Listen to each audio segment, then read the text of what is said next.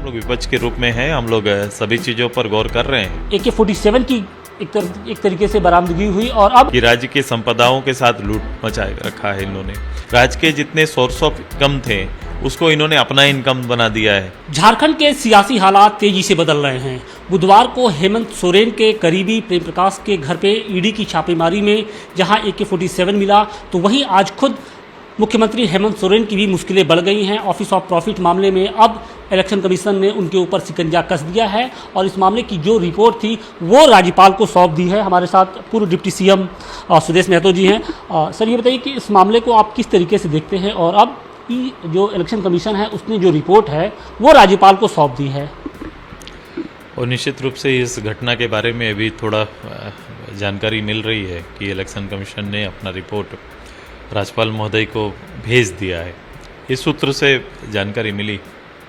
अगर इसको देखने का नज़रिया मुझे कहेंगे तो देखने का नज़रिया ये है कि एक राज्य के अंदर एक लोकतांत्रिक व्यवस्था में एक सरकार, एक पार्टी को जनादेश मिलता है और जनादेश मिलने के बाद उनके मुख्यमंत्री अपने ही विभाग का लीज खुद अपने नाम पर लेते हैं।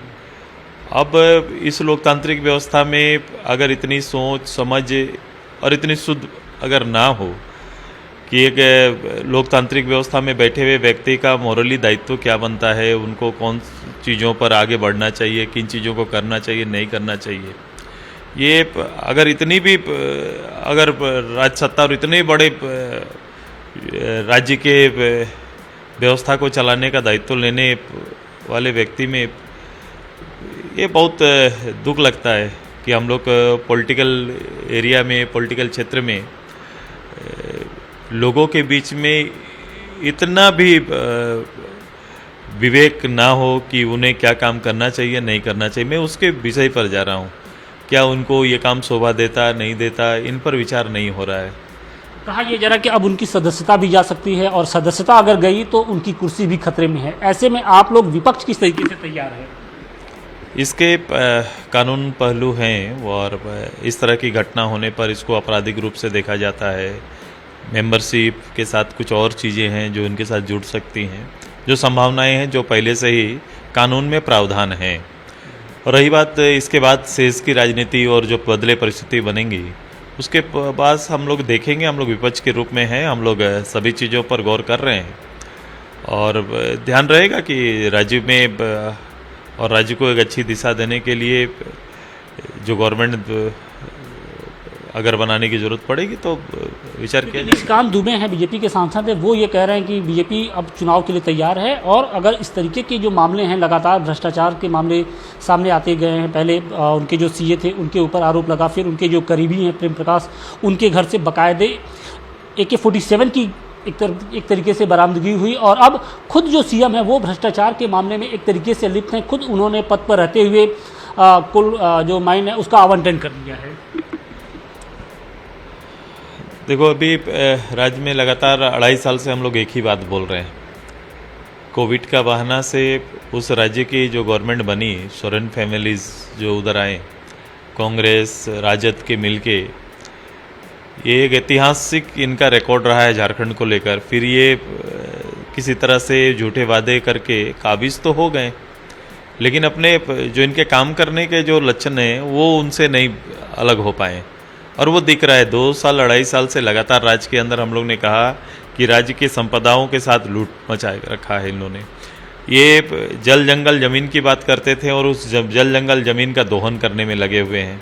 राज्य के जितने सोर्स ऑफ इनकम थे उसको इन्होंने अपना इनकम बना दिया है और ये स्थिति और परिस्थिति दिख रही थी। लॉ एंड ऑर्डर खत्म है, कोई दायित्व, किसी पद पर बैठा कोई अधिकारी अपने दायित्व का निर्वहन नहीं कर रहा है। सभी लोग एक काम में लगे हुए हैं कि संसाधनों का कैसे लूट हो और इसके साथ साथ ट्रांसफ़र, पोस्टिंग, इनके अलावे प्रदेश में कुछ भी नहीं हुआ है। इस बदली हुई हालात में अब आप लोग क्या डिमांड करते हैं?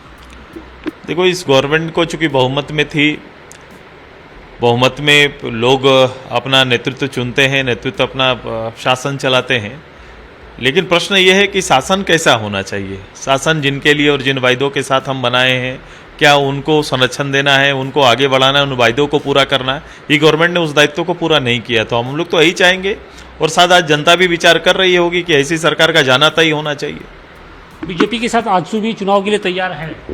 नहीं, कोई परिस्थिति के लिए हम लोग तैयार हैं। राज्य के अंदर अगर ऐसी विकट परिस्थिति होती है कि लोगों जनता के बीच जाना पड़े, जो दुर्भाग्य है, लेकिन जाएंगे, लोगों के बीच जाएंगे और ये 2.5 साल की कहानी को हम लोग लोगों के बीच क्या लगता है पहुंचाएंगे। कि भ्रष्टाचार का ये जो सिलसिला है उनके सीए से लेकर अब खुद उनके तक, ये कब टूटेगा और उसका निराकरण क्या है? हम लोग शुरू से ही कहे हैं, ये इस झारखंड मुक्ति मोर्चा का पूरा संबंध ही उसी भ्रष्टाचार से रहा है।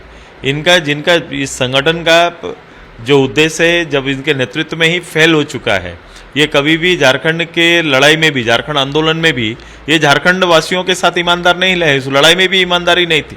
वो जब इस राज्य को बनने का मौका आया, जब इस राज्य पर विचार होने का मौका आया, तब गुरुजी ने, आपने देखा होगा वो 93 का कांड, जो स्वर्गीय नरसिम्हा राव प्रधानमंत्री जी के साथ इनका क्या ही रहा, वो केस कितना लंबा चला, पूरे दुनिया ने झारखंड को उसी समय जाना कि ऐसे हो सकते हैं कि अपने प्रदेश के इतने बड़े आंदोलन को लोग बेच सकते हैं।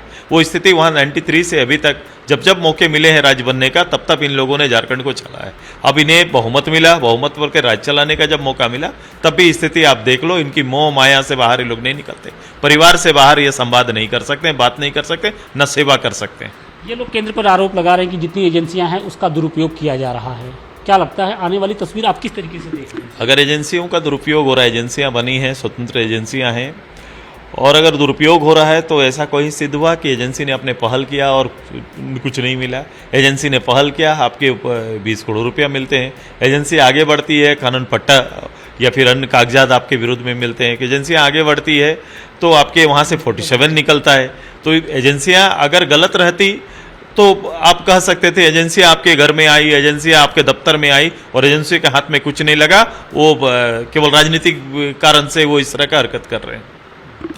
तो ये थे झारखंड के पूर्व डिप्टी सीएम सुदेश महतो जी, जिनका साफ कहना है कि जो पूरी की पूरी जो हेमंत सोरेन सरकार है वो भ्रष्टाचार के आकंठ में डूबी है, और ऐसे में अगर इसी ने इस तरीके का जो अपना जवाब सौंपा है तो निश्चित तौर पे हालात कुछ बदल सकते हैं।